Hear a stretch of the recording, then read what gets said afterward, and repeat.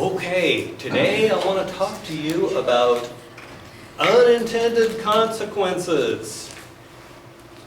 Did you guys know that the British used to rule India? So the British get to India and they have a problem.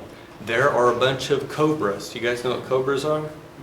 We have one person in this class from India and she failed to show up today. So I get to tell the story and there's no one to call me out.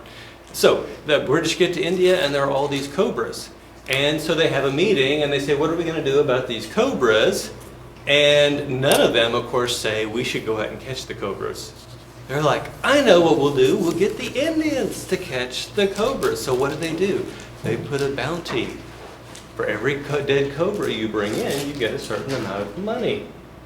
And it was wildly successful. All these cobras start coming in and they're paying out huge amounts of bounties. But they noticed that the cobra population was actually increasing. What do you think happened? Yeah! The Indians are smart, right? They're like, whew, these British want cobras, we'll give them cobras. And so, isn't that crazy? So what they did was they created perverse incentives that led to something that quite the opposite happened. It was an unintended consequence. And where we see this a lot is in public policy. I guess the cobras were public policy too. But let's start with a concept from the mid-1960s.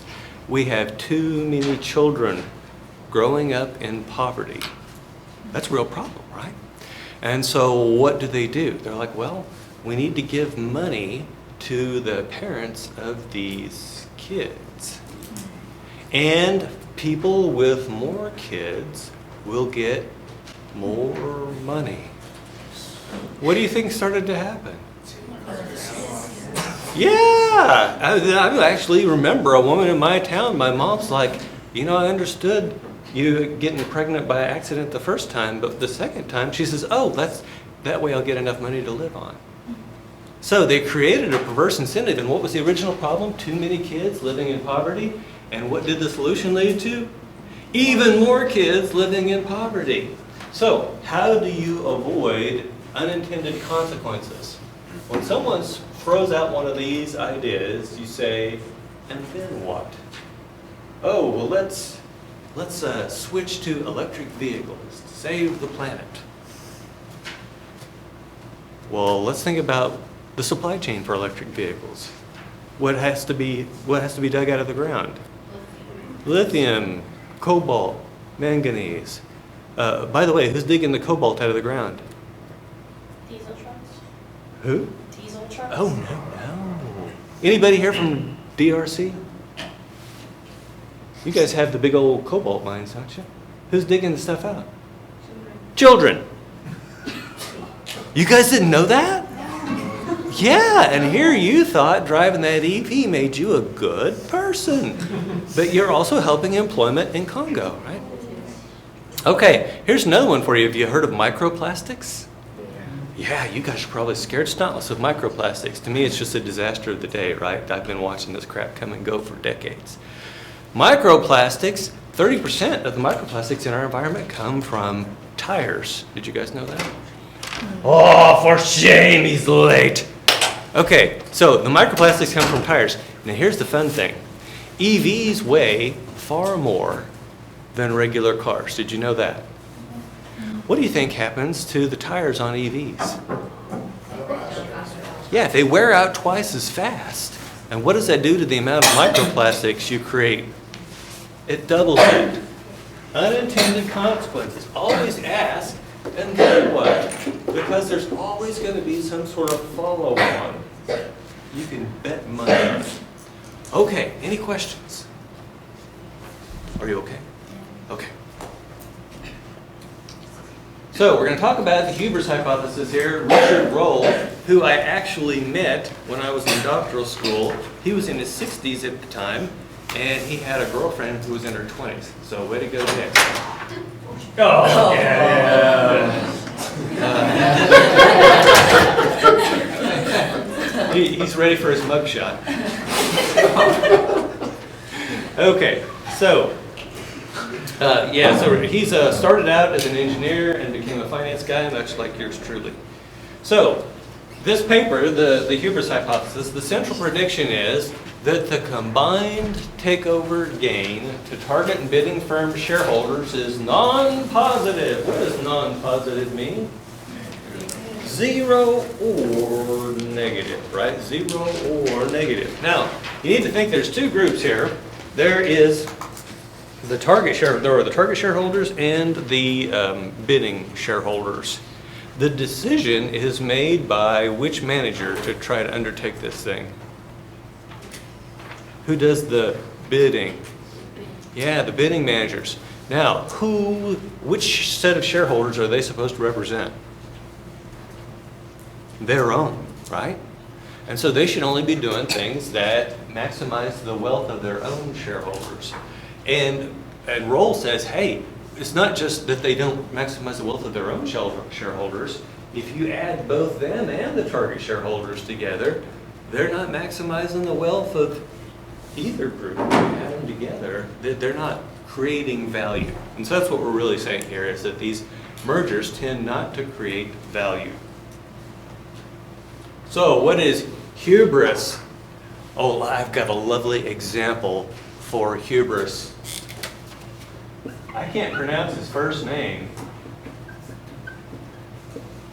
You guys know the quarterback? How's it pronounced? Shadur. So Shadur Sanders. What was he expecting to happen during the NFL draft? He's going to go in the first round. And what does he say immediately after not getting picked in the first round? He's like, no, we didn't expect that. Who's we, right? But he didn't expect it. Now, what happens next? Has he been drafted yet? Fifth round. What's that? Fifth round got drafted. He got drafted in the fifth round. Fifth round. Yeah. So, he is a perfect example of hubris here. Excessive pride or self-confidence.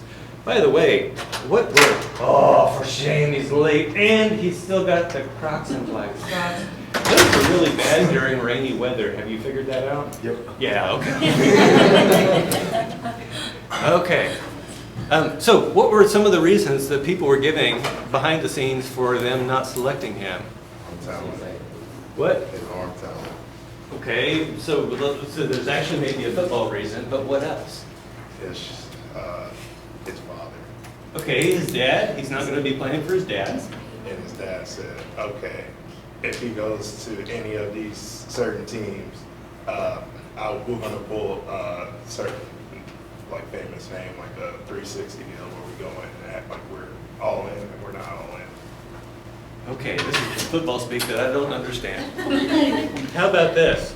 Did anybody mention his attitude? Did anybody mention his body language? Yeah, there's all sorts of things that are going on with this guy, and then for him to come out and say, how dare they not select me in the first round? That's hubris. Now, in this, Mr. Warren, you were laughing a little hard. I didn't know, maybe my pants are unzipped. Okay, so in the Hubris Hypothesis, what group of people are afflicted? I put the answers on the slides. I shouldn't have done that. What group of people? It's the bidding managers, right? The bidding managers are afflicted with hubris. And so how does this manifest itself? Well, number one, I know more what that target's worth than the market does because I'm so freaking great, right? There's number one. Number two, any company will run better with me in charge because I'm so freaking great, right? This is how the bidding managers think. Oh, for shame, he's late. I'm trying to think of a good joke to make about your mustache and the raincoat, but I'm just not, nothing's coming to me right now. I'll work on it.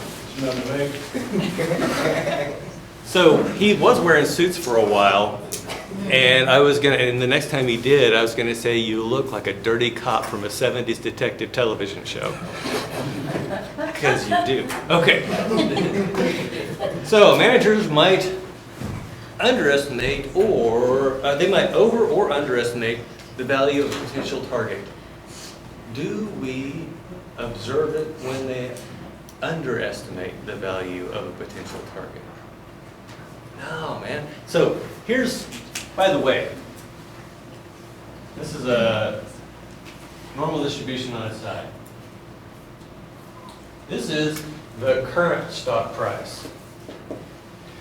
That is our very best guess of what this company is worth, right? The standalone value of the target, that's our very best guess.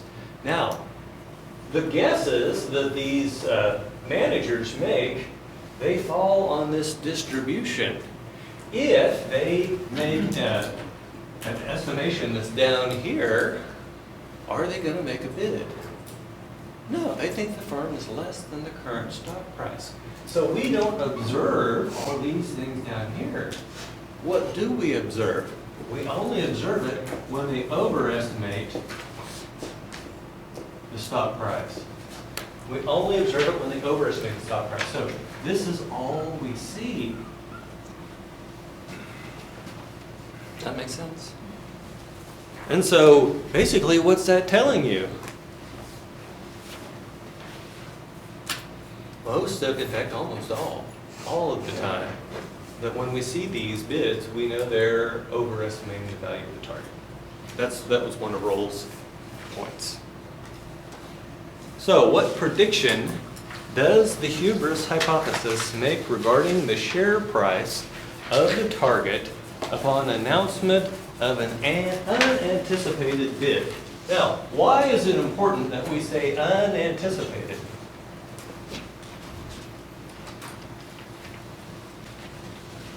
What would happen if the bid were anticipated? Yeah, so the price would go up when the rumor went out, right? So unanticipated, no one's expecting this, and what we should see happen to the price of the target, it should go up. Now the question is, will it go up the entire, so let's say it was currently at $20. And they bid 25. It'll go up, but will it go up the full amount? No. No, why not? Because there's a risk it's gonna fall through. Yeah, there's a chance it's gonna fall through. So you're wearing the shades during class. I forgot my actual glasses at home. Oh, okay. I had a bus. I thought maybe you were hungover. You were wearing the Raiders shirt. Okay. Okay, so what we're seeing here is there's less than 100% chance that this deal is going to go through. That's how we would interpret that. Now, if it, so let's say this is our drop dead date. So let's call that the date of the merger. If it gets more and more likely this merger is going to go through, here's what will happen. That stock price will climb up until it hits that 25 on the last day. So that's what's going to happen there. So how I would interpret this is at first they didn't think maybe it was going to happen. They only put like a 50% probability on it. But then as things looked more and more likely, it went up. By the way, what would be something that would keep it from going through? How about government anti-monopoly type stuff? You know, I remember back, I forget who it was trying to get together. It was like T-Mobile and Sprint, I think, were trying to get together.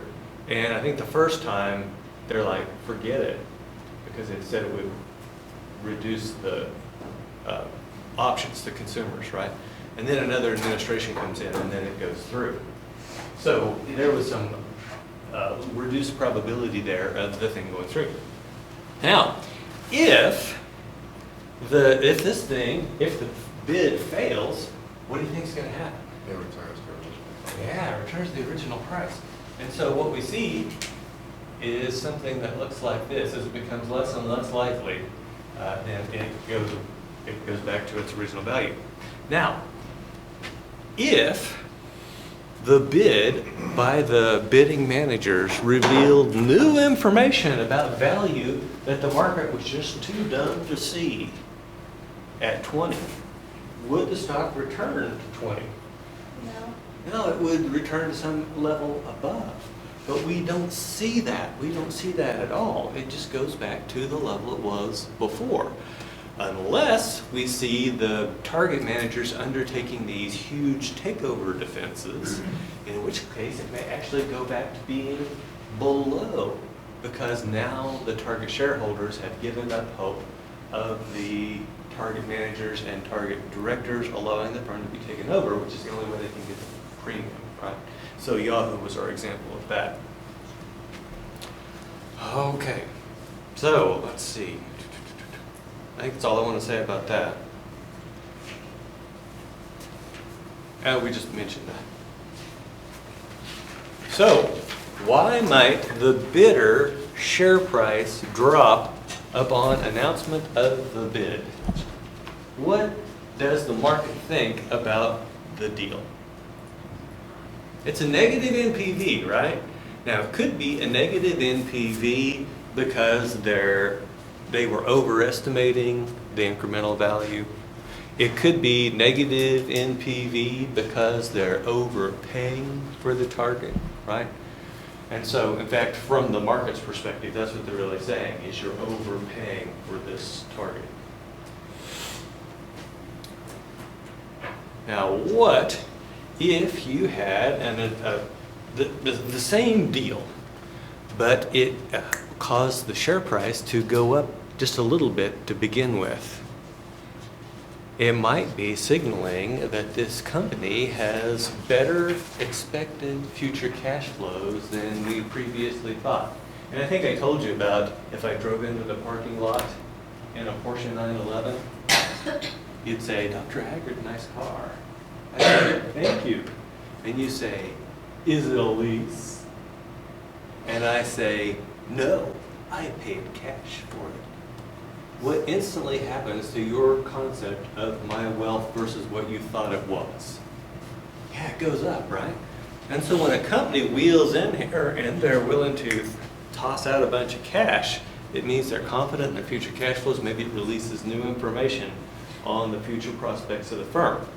Now, in that case, what would happen is, and it would look kind of like this. It goes up because it's the good news of that extra cash.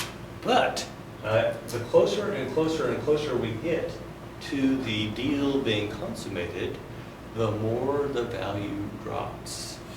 Because it's that negative NPV multiplied by the probability overcomes that good news of the initial amount. By the way, you are CEO.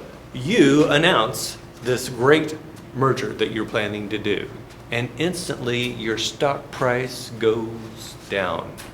What should you do? Apologize. I like that.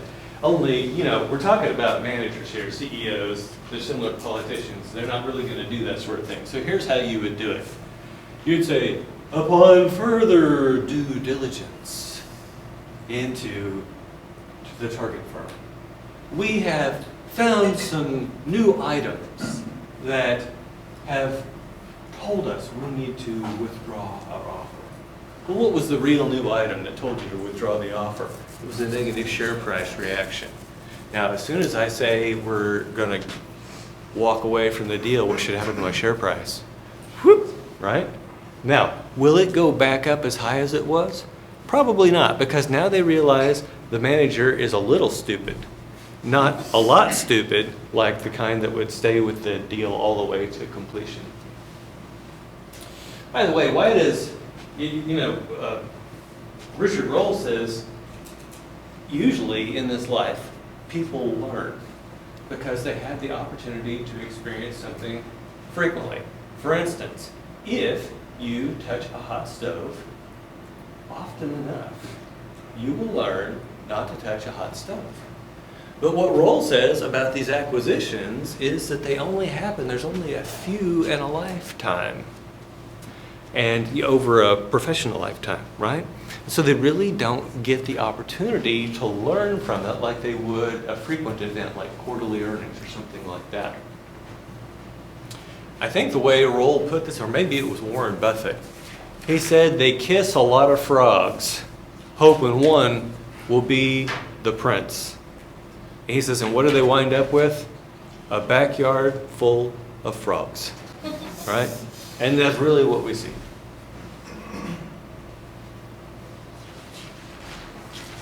Okay, so we've already talked about this one.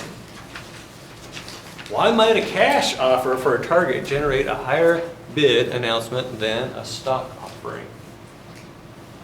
We talked about the signal that it sends when you offer stock instead of cash. What was that signal?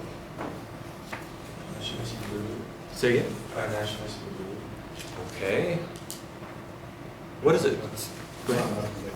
Cash to. Okay, it might mean that you don't have enough cash. Let me ask you this. Go ahead. You think your firm is undervalued, so you want to take stock? You think your firm is overvalued, so you want to use your stock. If your firm is undervalued, you wouldn't want to use stock because you think the stock is worth more than what the market is valuing it at. And so what you think is, well, wait a minute, the market thinks my stock's worth $100. I know it's only worth 60. Hell yeah, I'm going to go spend that inflated money, right? And so that's called adverse selection. And we see people use their stock to do things that they wouldn't ever use their cash for. So that is a negative sign for stock. What about cash? Well, it says I've got enough cash, and it also sends the message that my stock is perhaps undervalued, or I think my stock is undervalued, because if it wasn't, I would have used my stock to do this acquisition.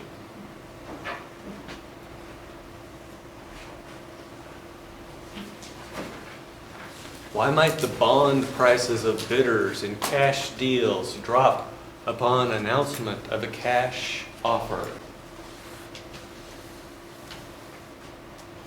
So, if the bond price drops, what does that mean happen to the riskiness of those bonds? Yeah, they had to have gone up, because remember, bond values and yield to maturity move opposite. Yield to maturity goes up with risk. And so we know that the bondholders are now perceiving greater risk. Why would a cash offer for a target lead to greater risk for the bondholders? There's less cash to pay the bond. Yeah, they've got less cash to pay the coupons. They've got less cash to pay the face value at the end. And so this is actually making life riskier for the debt holders. Now, if they go out and make a stock offering, is it going to have the same impact? No, because it doesn't impact the cash. Does that make sense? Oh wow. That is the end of the hubris hypothesis. Why do bidding managers make acquisitions? Let's just talk in big broad strokes here. Why do they make acquisitions? Wealth transfer. Say again? Wealth transfer. So transferring wealth from who to who? From the target to the bidder. Yeah, so they think they're going to be getting some extra money, extra wealth for their shareholders. He's assuming that they are decent human beings. Their motives are pure. What do we know about people? People are scumbags. What's a more likely reason for... Go ahead. Okay, so synergy goes along with what he's saying here. If there's synergy, then we've got a positive change in the value, right? We've got incremental value from the merger. I like that. Once again, that's actually a good reason. Well, what if you're doing bad at the business and you want to transfer that over to a good business so that way the losses can offset? Yeah, so something they might be doing is that they're kind of in trouble, and if they can pull off this merger, that they could actually maybe survive. They're diversifying their risk of their own shares because they're tied up in there. That's another reason, is to diversify, because they can't necessarily diversify their portfolio, they can diversify the company. Did you guys hear about Frontier and Spirit Airlines? Mm-hmm. And they were trying to merge. Now, Mr. Warren, have you flown on Spirit? No, sir, but I heard on the stereotypes. I was like, they do not need to merge together. No! That's like Sears and Kmart getting together, Beck. Oh my goodness. But they were both in kind of hinky financial shape, so they thought by going together they might be able to save each other. Some of my favorite videos from the Atlanta airport are Spirit Airlines passengers whose planes have been delayed. It's all sorts of fun. Some talented fighters in Atlanta. Okay, now let's talk about let's talk about agency problem type explanations. And you've mentioned one of them, diversifying the portfolio. What else? Let me ask you this question. Who's more important, the CEO of a company with 100 million in sales or the CEO of a company with 200 million in sales? 200 million? Undoubtedly, they've got a nicer office. They get better tea times at the golf course. They've got a more attractive mistress. There are all sorts of reasons people would want to be the CEO of a bigger company. Now, did you hear maximize shareholder wealth in there anywhere? No, it's all about building an empire so I can be more important. And so I can do things I really enjoy. For example, I think I told you about Eaton, the conglomerate. They had all sorts of industrial stuff plus golf grips, right? Grips for golf clubs. What does that have to do with the rest of their business? Not one thing, but it allows them to hold their directors meetings at Hilton Head and all sorts, because you've got to try the new products from the golf grips division. And so we see this all the time. Okay, anybody think of any other reason why a bidding manager might, for personal gain, want to do this? They want to transfer the wealth from the bondholder to shareholder. Ooh, okay. So they could actually be, because a lot of these transactions, when we do them, they raise the risk for the bondholders. They lower the risk for the shareholders, and so they're actually transferring wealth from the bondholders to the shareholders. By the way, what's the goal of financial management? Maximize shareholder wealth. Did we say anything about the bondholders? No. So that one actually does play out to the goal of financial management. So if they were just to leave their firm, they can sell all their shares, but if one CEO is going to come out on top, usually, and they're either going to believe they're the better one, or they're able to sell their shares and nothing happens, they get a nice payout. Okay, So in order for them to sell the shares and get a nice payout, they would have to be either the shares would have to go up on announcement of the bid, or they would have to be the target firm. Let's skip to the target managers and ask this question. Why don't they want the firm to sell? They're going to lose their job.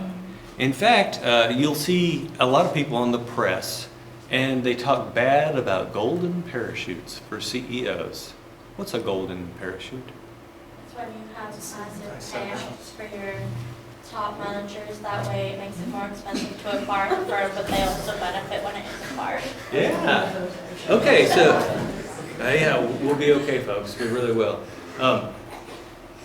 We're safe. We're in a bowling alley. That's a line from an 80s movie. Never mind. Back to the story. Where were we? Okay, we were talking about, what was the last thing you said? It makes it harder to acquire, and then they get bigger payout. Yeah, okay. So here's the deal. The target manager, if we don't provide them an incentive on the backside, they've got no reason not to fight this thing tooth and nail to the bitter end. But I want to incentivize the target manager to take offers seriously. Why? Because that is maximizing target shareholder wealth. In other words, the extra money that the target shareholders get minus this golden parachute that we're paying to the CEO is still positive, right? So we're still maximizing target shareholder wealth if we give these golden parachutes. Does the share price have any relationship with if the target manager is resisting or trying to make it more difficult to obtain the company? Does the market see any fluctuation of that? Okay, so if the target manager starts resisting, one of two things can happen, depending on what the market thinks. Either the target shares can go down because now there's a lower probability of the firm getting taken over. But why would it possibly go up? Feels like they know that their company's going to be taken over. And so Yeah, so we talked about the companies in play, right? Also, if the target managers are using takeover defenses correctly, what are they actually hoping to do? Yeah, they're hoping for a higher price, right? This is designed to get the bidding manager to the negotiation table. We see a similar thing going on now with tariffs. If the tariffs are designed to get the other people to the negotiating table, then that's a good thing. If the tariffs are just designed to put a finger in someone's eye and they're never going to go away, that's a bad thing. And we see exactly the same thing with these takeover defenses. Now, if you're a target manager and someone offers you more than your firm is worth, I'm going to go ahead and tell you what you need to say. Are you ready? Because you'll need this when you're a CEO and someone's trying to take over your firm. We think that the bidding company's bid vastly undervalues our firm. Now, is that horseshit? Absolutely is horseshit. What's the actual value of the firm? The stock price. And in order to take over the firm, they're having to offer the stock price plus the premium. Is there really any way it vastly undervalues? No. You're just hoping you can convince enough of your shareholders to go against this so they can then get that supermajority, right? And then you also talk about how our strategy is to maximize standalone value, the shareholder value as a standalone firm. You know, we've got this strategy, and it's a great strategy. I know I haven't told any of you about this strategy, and if you ask me questions about the strategy right now, I couldn't tell you anything about it, but we've got it, and it's great. Do you think some people could be fooled by that? Yeah. By the way, do you think there are uninformed investors? Anyone on Robinhood, right? Yeah, there are uninformed investors, and there are people that will buy this sort of stuff.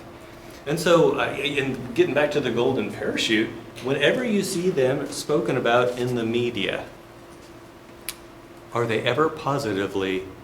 No. Why is that? Maybe the people in the media don't understand what the purpose is, or maybe they're just anti-capitalist and they're trying to stir up problems. But you can mathematically show how a golden parachute could actually maximize value for the shareholders if it allows the deal to go through. Yes? Why do bidding managers believe that in the short term, after the acquisition, their firm is going to underperform, so it's going to go down, and they have a bunch of put options that they have not been able to exercise, and now they want to do that because they're... Okay, so where did they get the put options? Probably gave by them. Okay, so don't ever give put options as an executive compensation tool. Why? Purposefully raise the What's easier, to raise the share price or to tank it?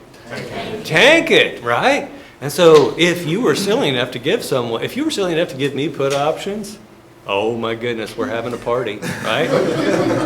I can drive this thing into the ground like that. I just show up at a party with no pants. I mean, there's all sorts of things that I can do that will, whoa, and then I'm off exercising my put options. So no, never use put options in executive compensation. Now, what if they went out and bought put options and then immediately made an announcement that drove share prices down? What would we call that? Yeah. Question? If you're a CEO with a high enough golden parachute, what would be any reasons to fight the takeover?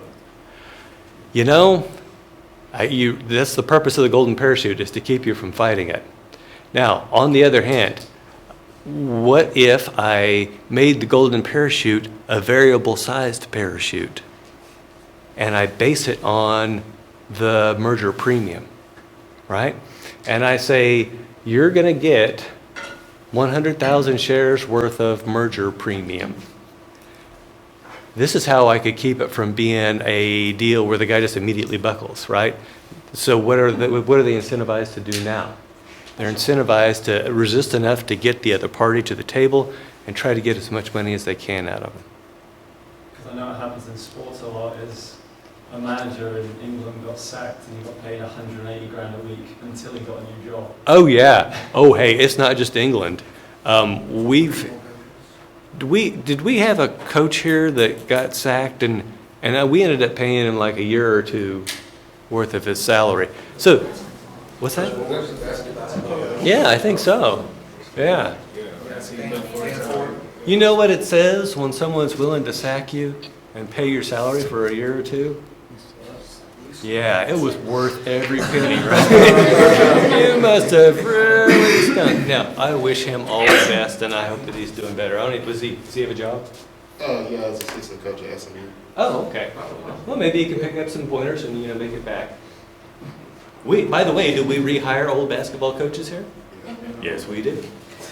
What if there's more than one bidder? Would the resistance actually be less? Ooh, okay. So if there's more than one bidder, the need for resistance is less. So if they're just trying to maximize shareholder wealth, it's absolutely great to have more than one bidder, because then you just let those two beat each other up, right? And so you don't need to resist. What if you had multiple bidders and the managers were still resisting? What would that tell you about the managers? Are they acting in the interest of their shareholders? No, they just don't want to lose their job. By the way, do you think people are more likely to overpay for an acquisition when there are other bidders? Oh yeah. Hopefully you guys have been to an auction where you've seen people get into a bidding war over something stupid and end up paying way too much for it. And these are just ordinary little old ladies from my hometown, right? Now, put yourself in the mind of a hubris-afflicted manager who's used to winning, right? But do you think these guys are used to winning? Mm-hmm. Yeah. Do you think that if you were an underling and you played one of these guys in golf, you should let them win? Yeah. Yeah, because their ego probably can't take it, right? So they're going to most likely overbid. And so it's actually great for target shareholders when they can attract more than one bidder. Yes? Do you think it's hubris when managers are chasing for intangible assets instead of tangible assets, and they're passing on talent that could be worth 42 million, and now he's worth 4 million? Okay, so you're saying that they're not necessarily chasing physical assets, they're chasing intellectual property or even the people? Yeah. Yeah, so here's the question. How easy is it to put a value on the skills of a certain person? It's hard.